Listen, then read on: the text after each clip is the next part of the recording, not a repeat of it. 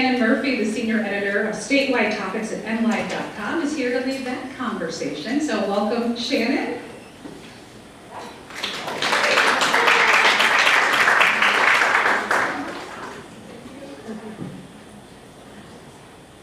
Hello, thank you, Janice.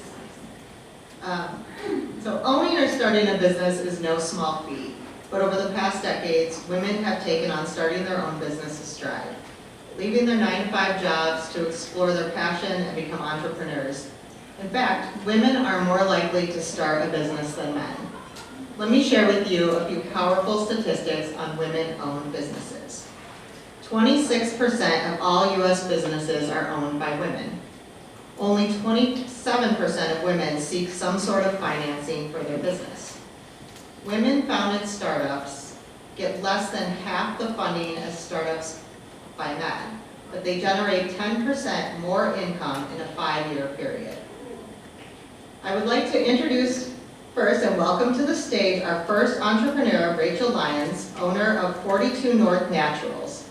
42 North Naturals started during the COVID pandemic in Rachel's kitchen with local pickups from her front porch. Today, 42 North Naturals has 3 brick-and-mortar storefronts, a robust e-commerce presence, entered into the wholesale market with 11 retail locations throughout the U.S., and with the business growing, Rachel recently, in January, stepped away from her career to be 100% committed to her business. Rachel also produced the beautiful attendee gifts that all of you will receive at the end of the event. Welcome, Rachel.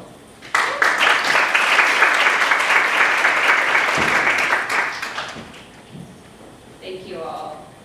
So it's crazy to me to think about me being here, and I'm super humbled to be amongst all of these amazing women and the speakers this morning, because I certainly didn't see myself this 3 years ago when the COVID pandemic hit. And I was in my career, which I love. I'm an energy manager, and so I've spent my career in the sustainability world helping commercial and industrial properties reduce their carbon footprint. So I stepped straight off the cliff, and when I started my business, had no idea what I was doing, but I felt this passion and this calling that this is what I was supposed to do. So literally during the COVID pandemic, like everyone else, we were stuck at home. I was super bored, and I told my husband, I'm gonna have to find something to do because my mind was just going 100 miles a minute. And I had always made skincare products for my youngest daughter. She was born with a rare birth defect, which caused her to have skin irritations to dyes, colorants, detergents, and fragrances. So I was like, there's nothing at the store, let's just make some stuff. And so I went to my pantry and literally just started creating and put it on Facebook Marketplace. And I had people picking up from my front porch within like the first 5 days. So it just kept evolving from there, and we just kept like going. And so I remember sitting at my kitchen table with my best friend. We were packaging soaps, and it was like, this is crazy that this is actually working. And then when things started to kind of open up with outdoor markets, we just started showing up, and it just became this building block. Every time we were out, it was just amazing. So I literally have built this business with my best friends, my husband, my daughter, and my oldest daughter to where we are today, and it's super exciting. So I'm hoping I can share with you like this passion about like if you feel something, you have to pursue it, because I'll share this in slides. In my stores, so many times I hear women say, you're living my dream, and I'm like, then get started. Like, I literally stepped off the cliff, had no idea what I was doing, but there are organizations out there to help you make sure you know what you're doing. So this is our slide deck here, so I'll just get started. So our mission, and this was something that was important to me, is we produce fresh, small batch skincare from locally sourced suppliers. So I try to keep everything right around us.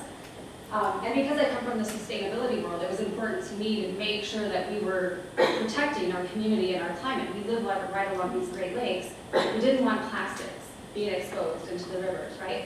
So I choose not to wrap any of our products in plastics. They are free and exposed to the air, so they are meant to be used. They're not meant to be pretty shelf decorations, right? They're meant to be used. So that is our mission, is community and climate will always be at the heart of what we're doing. So what started as like soaps, lip balms, and some scrubs has now evolved. I think we are up to 61 products that we make in our kitchen in South Haven, Michigan, so along Lake Michigan. So we have the gamut here of everything that we do, and most of our products are 5 ingredients or less. We really try to produce fresh, local, small batch. It's meant to be used right away. So you can see here, I know it's kind of like blurry to the other, but one of the things that I wanted to create, because we do live in a tourist town, is I wanted an experience. I wanted families and people that have fragrance intolerances to be able to come into our store and make their own. So we have a fragrance bar. So we have 31 different fragrances between essential oils and fragrance oils that we let customers make their own. And so this has evolved into this like beautiful, embracing area where I have all ages, all ranges of people coming in to create their signature fragrances. We're now hosting bachelorette parties on a regular basis where brides are making her signature fragrance for her wedding day. So like, I didn't envision that, but in the space, we just kept seeing the need for families to be able to come together and do something. So that's the interactive experience that we have, is giving people the tools to do their own. Started working though on the wholesale, like getting our products. Again, I didn't think this was the case, but other retailers were loving our products. Their clients were loving our products. So that is a growing space for us, is wholesale. And then we do private label. So we make for other boutiques that private label their products as well. So it's been a crazy journey. So our location, so that in 2020, this was a basement business, and in 2021, we launched an e-commerce because we were still coming out of COVID. There weren't a lot of buildings available, and I'm still working full-time, so I thought, hey, e-commerce is the best way to go, but then realized quickly this is a product people need to touch. They need to feel it to know if they love it, right? So then I started looking at brick and mortar, and I used as many resources as I could locally, like our Chamber of Commerce, our Women's Business Center, this SBDC, the Small Business Counseling Services, to say like, I need a building, but I don't know how to go about any of this stuff. And so definitely use those resources because they went right to work helping us find like our first location, which was a 900 square foot building. My kitchen in my building was 200 square feet. So like my production gal and I couldn't be there at the same day. Like we'd have to, like Mondays she would make our body butters, and on Tuesdays I'd be in making soaps because it was just too small. And then we realized within 6 months we needed a bigger space really quickly. So 2022, we moved into a bigger flagship store in South Haven, which you can see there. So our flagship store is just over 1,500 square feet. It has a public viewing kitchen, so Monday through Friday the public can actually see the products being made there, which is a nice interactive piece as well. And then in 2022, I opened my second store in Saugatuck, so again, just a lakeshore community. And then just this February, I opened up my third store in St. Joe, so another lakeshore community. And I'll talk about that demographic and why that was important for me. So our market summary, this is a big thing, like understanding who are my customers and how do I get to them.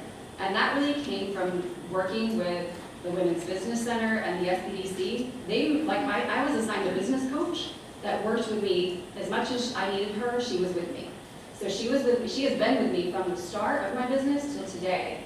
And now we're adding in different coaches because as the business grows, we have different elements that I need help with. So understanding who your clients and your customers are was key. So for us, we've performed well in lakeshore communities with women primarily 18 to 65. That's been our demographic. But we're learning now it's not just lakeshore communities, because now we have like 11 wholesale locations throughout the US. Like I have products in Seattle, Washington. Like never in a million years would I have thought that someone would take our products out to Washington.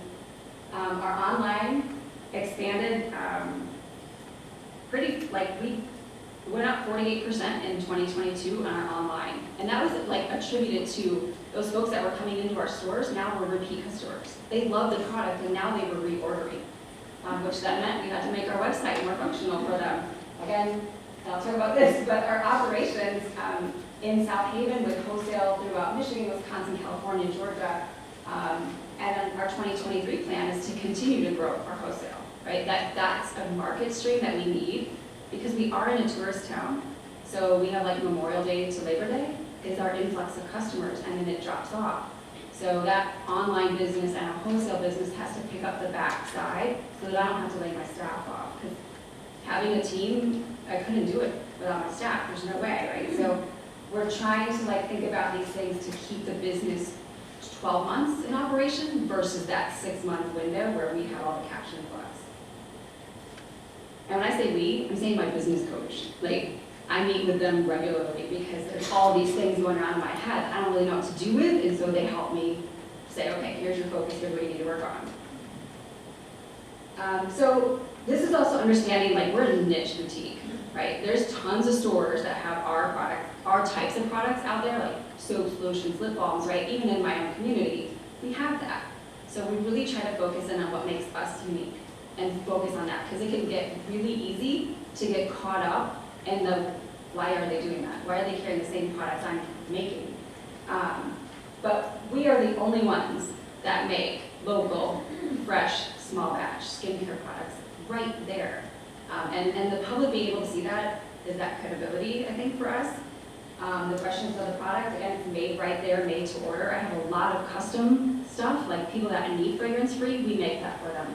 They can pick it up, 7 days later, and that's normal for us. Local, we do source as much as we can locally. Again, that's about the carbon footprint. That's lowering that transmission, the carbon emissions from trucks having to bring that product in. So I do try to buy as much as I can local. If I can't buy it local, I'm definitely buying it from the Midwest. It is not coming from California.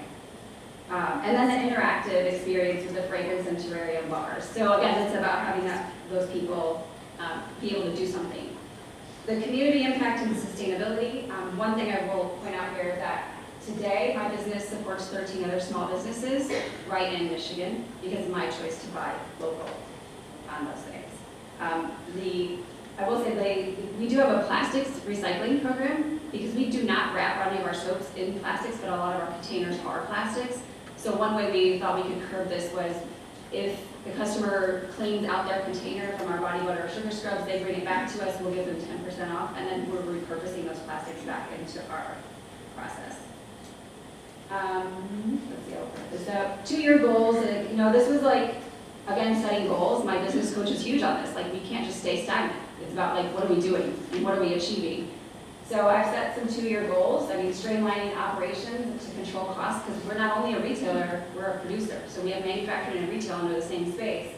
I'm trying to develop as that go-to brand for vacation rentals, hotels, inns, again, embracing where we are. We are in a tourist community, so we want our products to be the ones that people go to. Expanding into private events and continue growth, and expanding our e-commerce reach as well is a big goal for us. Celebrating opportunities, just share this with you, and I think if you are starting a business, you have to celebrate things, because it's overwhelming. And so celebrating the small wins, for us, we double our business in 21 to 22. I thought that this formula is going to continue to work along lakeshore communities, and so that's something that we're pondering, do we keep growing along these lakeshore communities? Right now our 2023 goals are set, but that 24 and 25, it's still out there, right? And to continue our wholesale. So I know that was really quick, but that's kind of that's my story, and I say our story. I have a team of 9 people that have been working with me, and I couldn't do it without them. And so included in that team are like the Women's Business Center, my business coaches from the SBDC. Those resources have saved me, because I do not know. And as my business grows, there was a term that I just met with my financial guy. I was like, I don't know what you mean. I don't know how to find that, but then he sent me what I needed and I could fill it in. So don't be afraid to go to those resources, because they are there for a reason to support you. So that's our story.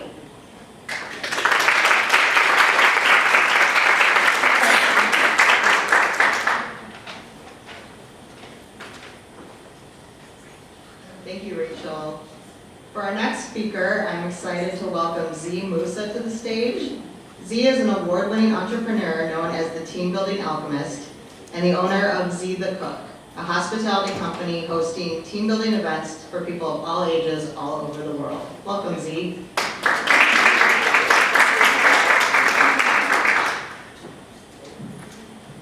Hi everyone, happy be Monday. Mondays have always been my favorite days. I know a lot of people don't like Mondays, but that's when we're the most productive. We set the tone for the week, we set our goals, and we just get on it, you know?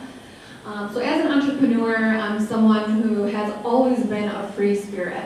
Personality-wise, I'm just, the kind of person who likes to break the rules. I don't like to, follow recipes, follow rules. And the only reason when I say break the rules, I mean, I like to challenge things and I like to innovate and create, and I think it's important to be your true self. And somebody earlier talked about authenticity, and that's so important, especially in today's world. So at a very young age, I had a lot of energy. I had a lot of creativity, just part of my personality. I knew I wasn't like my siblings. I knew that I was born into a culture and into a community I felt like I didn't belong in. I was always the rebel in the house, the middle child. So when you start to recognize your attributes, the things about your personality that are maybe unique or different, that's a sign and that's a signal that there's something for you to do with that. You're not supposed to ignore that part of your personality. In my younger age, in my younger stages, I kind of denied it because I wanted to fit in with everyone. But as I evolved and as I grew, I was like, wait a minute, I think I'm supposed to be using this mentality of mine, which is the rebel, which does question everything, which is creative, which is innovative, and use it in a very powerful, positive way to make a positive impact in the world. So I ended up starting to work at the age of 14. I've always enjoyed working. I worked at a real estate company, I worked at a doctor's office, I worked at a floral shop, I worked at United Airlines, and so all these work experiences and life experiences for me as an entrepreneur was my education. I still went to nursing school, but then I dropped out after 2 years because I was like, how could I be trying to fit in, doing things that other people were doing? Again, no offense to the industry, of course, but why am I trying to be like everyone else when I already know deep in my heart I have something else inside of me that I really want to share with the world?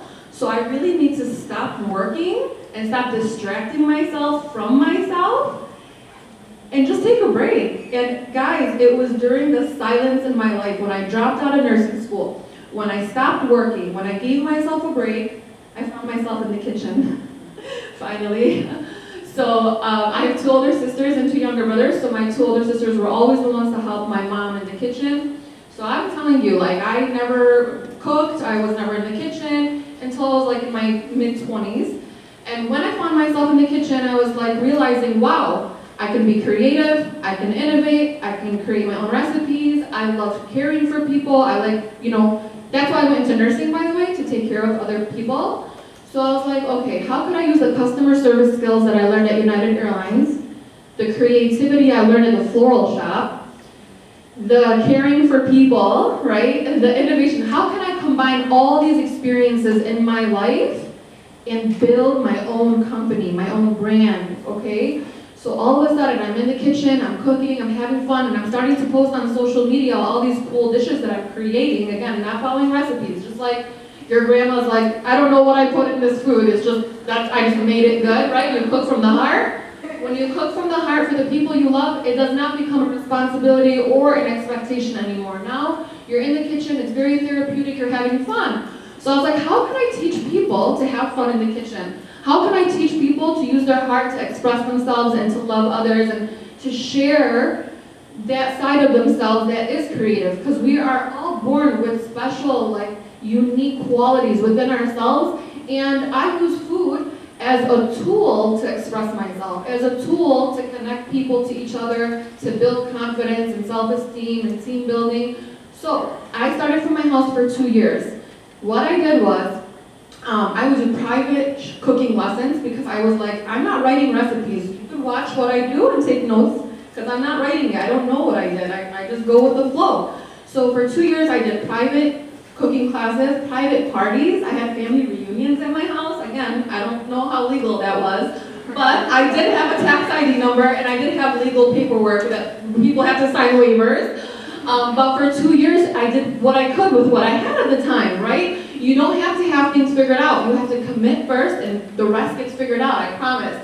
Don't wait for anything to be perfect. Just start where you are. You guys probably hear that quote all the time. Start where you are with what you have. If the passion is strong and you're starting to like really be conscious of signs and signals within yourself that's guiding you away from what's not working, it's only guiding you towards what's supposed to be for you. So when you know what you don't want, it leads you to what you do want. Even if you don't know where you're headed, when you know you don't want something, let it go, because you have to create space for what's trying to come through. As long as you keep serving yourself in a negative way where you're doing things that really aren't aligned with who you really are, you're gonna continue to struggle, you're gonna continue to be in survival mode, you're not gonna be thriving, there's gonna be like a screen between you and your future, you and your abundance, and really, attracting the happiness within, and then that seeps into every area of your life. So to get back on track, after 2 years of doing this from home, hosting private parties, private events, I finally got a building. I leased a building for 6 years, and in those 6 years, the building that I leased, I was able to finally host cooking classes. Okay, so again, it's cooking classes, and everyone thinks I went to culinary school, and I didn't. Okay, I'm just someone who found a passion, used all my personality traits, combined those together, and used my experiences in life, and built my own company, which is food, events, connecting people, building relationships. So Ford Motor Company for a long time was giving me employees from different departments to come and do team building. They would throw on aprons and hats. We would cook together. I would do challenges, cooking competitions, baking competitions. I was just in Ireland in October for LinkedIn for a whole week, and I was hosting events for them in Dublin. This all happened because I went within. I traveled within, and I want everyone here today to know that everything you are seeking is within you, okay? We are going to probably get to the financial part during the panel.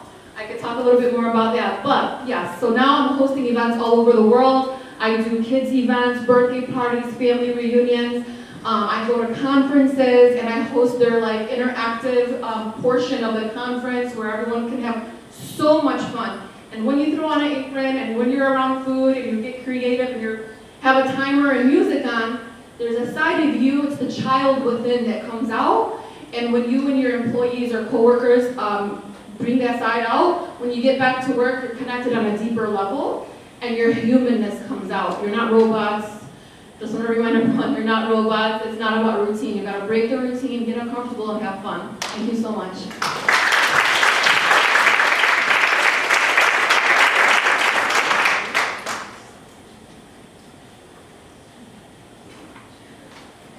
Thank you. Our third entrepreneur of the day is my friend Lynn Ross, owner of Mother and Earth Toys and Baby. The journey of Mother and Earth started in 2011 in Lynn's tiny basement. It was sparked by the birth of her first son and the loss of her job. 12 years later, Lynn's business continues to grow strong with a new storefront in Lansing and an expansive product line. Welcome, Lynn.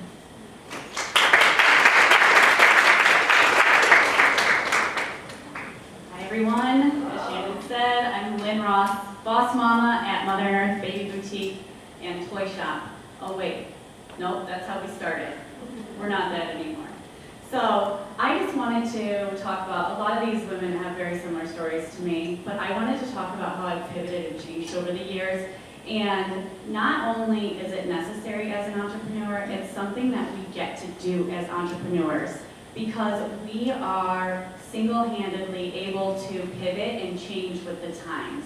So during COVID, I saw a lot of businesses go under because they're so rigid in how they operate their businesses, and they weren't able to change and adjust and bring the community what they want and need.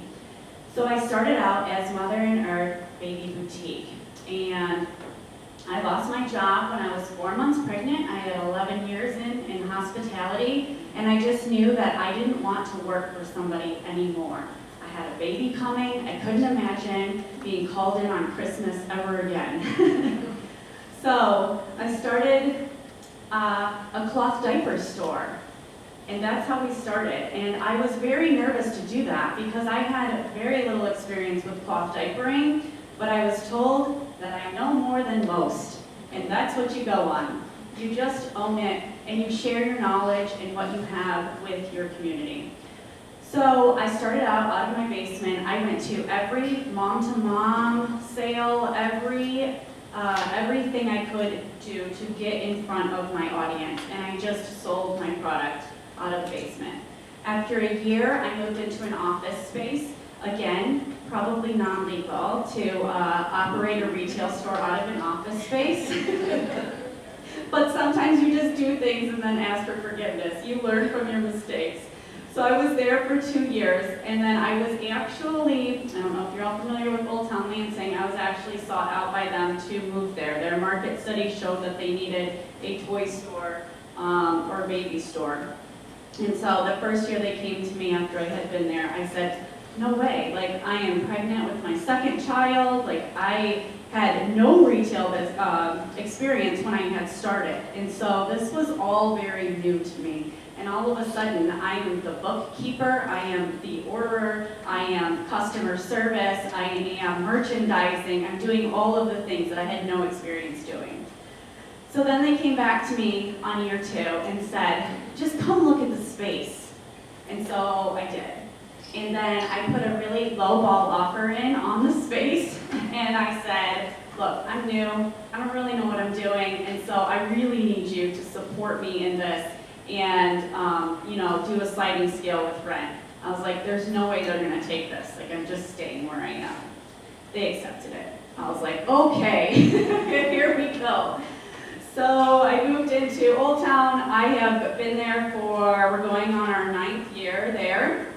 And then when I talk about pivoting, during COVID was the most important time for that. So I always looked to these entrepreneurs that were very strict, and they studied all these reports and we have to do this and we have to do that, and I would look at them and just be like, gosh, I just want to be like those people. I had one person in particular that I just adored how she had her stuff together, and I just kind of felt like all over the place. Well, during COVID, I realized that my strengths were very important as well, because I was able to pivot and adjust how I was running my business, and unfortunately, she wasn't as able to adapt to that. So own your strengths and just don't worry about what everybody else is doing. It's okay to pick up and see what they have to offer, but do not beat yourself up because you are not like the next person. So that's all I have to say. We'll talk more in the panel. Thank you so much.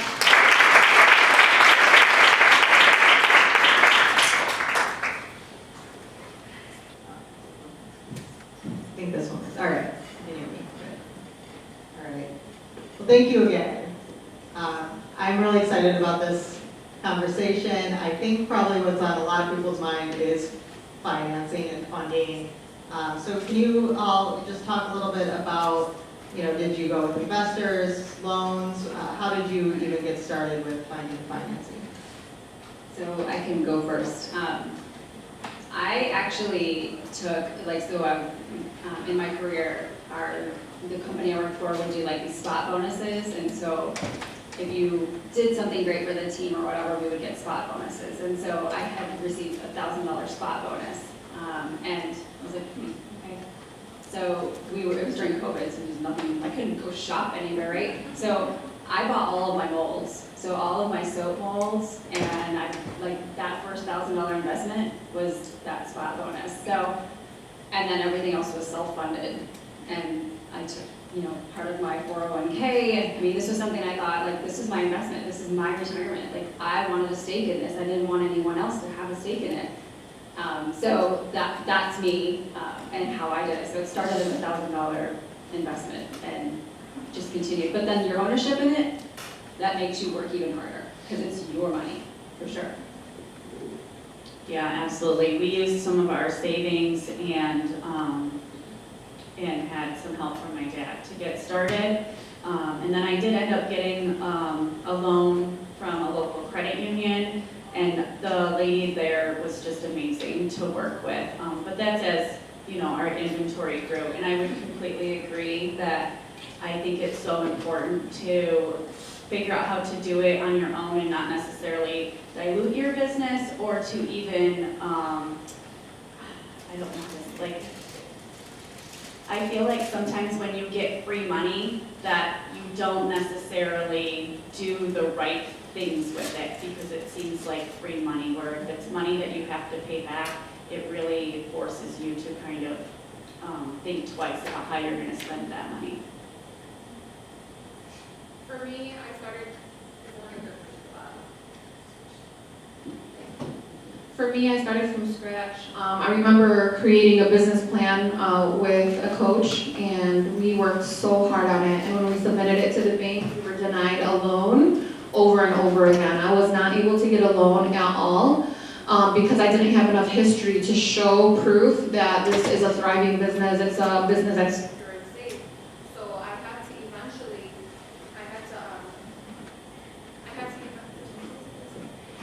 eventually, apply for credit cards. I remember my first credit card was like a $25,000 business credit card, and I used that for a little bit of renovations. And then I also got a job. I had to get a job while I had this beautiful big dream of mine. I went and worked, and all the money I was making literally was poured little by little to my contractor, to the business, to the investing. It was from scratch, you guys. Like, I didn't get help from anyone, literally. It was just all me. I worked so hard. And honestly, I kind of like the pressure because it really helped me stay disciplined, and it helped me skyrocket. Sometimes God doesn't give you the resources you need because He wants you to create those resources. He wants you to create a way because He knows you could. He knows you can. And so sometimes we are pushed under a lot of pressure. There's a reason for that. So start thinking like, okay, why am I not getting a yes? It's because I'm supposed to think through this really, really well. And then when I say hustle, I mean,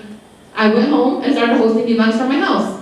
I started popping into other people's homes and locations and hosting and facilitating and spreading my love and energy. Money was coming in. It just kept coming in. And every time it came in, it went to my contractor. So again, I had to build from the ground up. And then eventually, like 2 or 3 years later, I was able to get a small business loan to continue thriving because I had enough history to show that I was doing good. So yeah. Thank you. So all of you spoke about starting the business in your home, just by yourselves. But since then, you've all scaled up and have employees and a lot more going on. So can you talk a little bit about who were the key players that helped you take that next step in scaling up your business? I can go first. So for me, it was like I said, those resources, the Women's Business Center, the SBDC, find the SBDC in your area. Without a doubt, that was my go-to because I had no idea what I was doing. I just knew I had this thing that I needed to be doing, but I didn't know how to get there. So, I mean, that was the number one. Even starting a business plan with having a coach, right? Like, find that resource that can walk you through the steps. We were entered into a pitch competition, for our products, and I would have never found that pitch competition without them. And so there's all these things that you could be doing. So resources that are available, I cannot tell you. I would not be where I'm at today without the resources of what's in your community. Just start Googling it. See Women's Business Center, SBDC, SCORE volunteers, those business coaches. That is huge. I would also agree with the SBDC. I hired a business coach and made a really bad choice. So do your due diligence and not just going to their events and feeling all rah, I want to buy in, I want to buy in. And just really do your due diligence with making sure that you're hiring the right coach for you, because my second business coach was incredible. And sometimes it's just a little thing that you need to learn from them that changes the trajectory of your business. So in my case, my inventory was very low, and so she helped me boost up my inventory, boosted up my sales. And so, yeah, that was really important. I would also say other entrepreneurs and getting out in your different trade organizations, because those are the things that will feed your soul. When you speak with other entrepreneurs, or you go to those trade shows or events like this. So congratulations to all of you for coming to this today, because you are going to walk out with new energy and positive vibes going forward. For me personally, business coach was not effective for me in any way. So what replaced the business coach was my Audible books. I've listened to a lot of books when I'm driving, a lot of podcasts. Without that, I don't think I would have made it, honestly. But I did hire a personal development life coach. My life coach changed my life, and now I'm actually a life coach to a lot of entrepreneurs in my community because it worked so well for me. So here's the thing. Sometimes your business will thrive.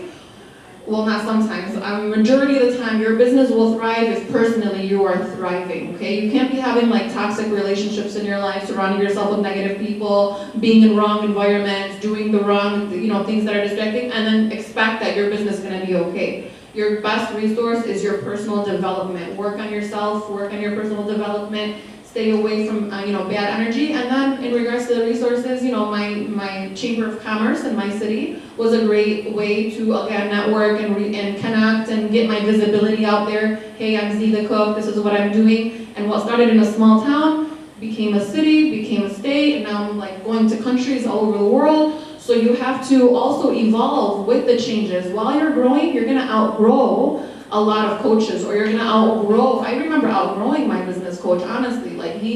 That's why I said okay, he was good while he was good, but 6 months later, I was advancing so much because I was learning on my own that I had to break away and go to the next level up. So as you guys are, as you beautiful ladies are, growing and growing your businesses, remember, change is important, evolution is important. Evolve as you go and get rid of what's not working for you anymore.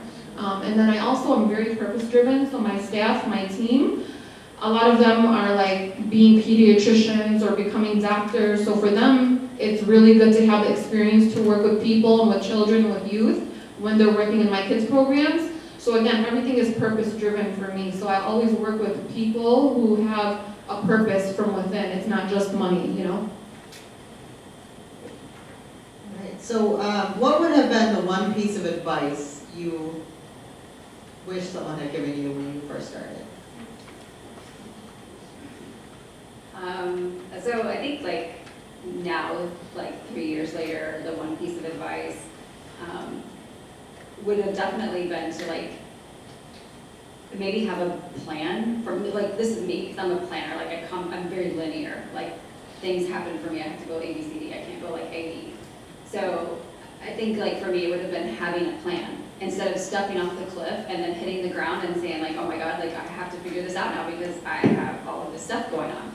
So I think for me, knowing my personality, having a plan earlier probably would have saved some stress and some heartache. Again, but I say that at the same time as I had no idea that this was going to be what I was going to be doing in my career. I love my career. This just fell into my life. So maybe it's that listening to your passion, right? Listening to it earlier versus saying no, I need to be working because I have bills to pay and I have all this stuff going on. But you can do it. I did it for 3 years. I ran this company and worked in my engineering career for 3 years. And I have kids, right? So you can do anything, absolutely anything. Yeah, to build on Rachel's comment is you don't know what you don't know. So that's definitely the case. Yeah. And you could talk yourself right out of things too, right? I'm just 100%. I just contradicted myself, but I think that's part of it. You have to have these real conversations. Right. I think that my biggest piece of advice would be the answer is always no unless you ask. And so I think with my vendors, for sure, asking to have samples to have out on the floor or something along those lines, or best practices. We all, like you said, you don't know what you don't know, so you just keep asking, how can we work together? How can we do this? And don't talk yourself down from doing something big. Don't I don't remember her name, that lovely lady that gave one of the earlier speeches this morning, said, to dream big and don't talk yourself, don't let that negative self-talk get in your way. For me, I wish somebody would have told me sooner that not to feel guilty for cutting out anyone that was gonna kind of hinder my growth and get in my way, And I'm talking family too. Sometimes it's your own family who tries to weigh you down and like limit your growth, and you're just trying to do something good. You're trying to follow your passion. You're trying to follow your path, right? So I was married. You're gonna hear that a lot of entrepreneurs unfortunately do end up getting divorces because their spouses, don't end up being in alignment with that growth. Not everyone wants to grow. Not everyone is supposed to go with you to the next chapter. So again, I don't mean to make this very personal, but it's important to know early on as an entrepreneur that you have a purpose. Every person in this world has a purpose and has a calling, and it's important to stay in alignment with the people, places, and things that will help you to deliver your purpose and your calling. Thank you. We do have a few minutes. If there are any audience questions, we could take a couple of those. I have this random microphone.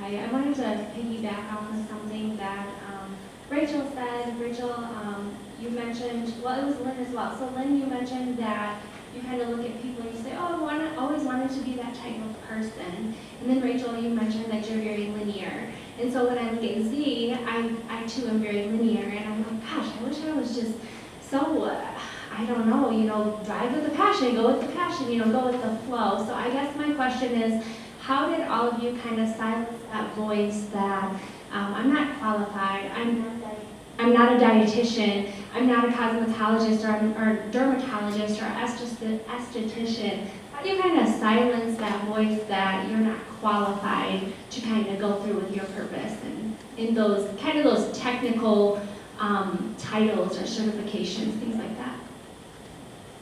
I can go first. I wish I had her energy, Yeah. for sure. I love that. have really good to answer that. So I come from a career where titles are everything, right? And your credentials are everything. And this was so different, right? So I think if I'm being honest, that's all the time, right? It's all the time that you have to remind yourself that hey, this is mine. I'm building this. And it is important that you stay informed. I'm constantly reading and making sure that I'm educated, that I'm up to date on my industry specifics. There's nothing else I can do. It's up to me. But the negative chatter, it's always filtering, right? It's just finding your own thing that works for you. Meditation for me is huge.